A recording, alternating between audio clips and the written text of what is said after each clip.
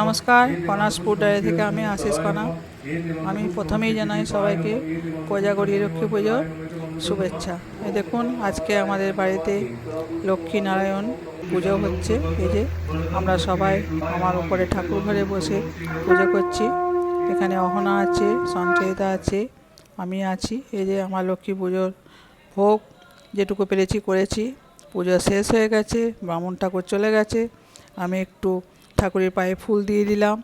তারপর আমি চলে গেলাম আমাদের পাড়ার দুর্গা মণ্ডপে, যেখানে দুর্গা পুজো হয়েছে, সেখানে লক্ষ্মী পুজো হয়। এখানে আমাকে প্রত্যেক বছর ঠাকুরমশাই সংকল্প করায়, তার জন্য আমাকে সারাদিন উপবাস থাকতে হয়। আমি ওখানে গিয়েছিলাম। এই যে এখানে পুজো হচ্ছে, আমি সংকল্প করছি। সংকল্প হয়ে গেছে। তারপর পুজো হয়ে যাওয়ার পর আমরা সবাই চলে গেছে প্রসাদ নিয়ে। আমরা এখানে দুর্গা আছি, আমি আছি, গোছ গাছ করছি।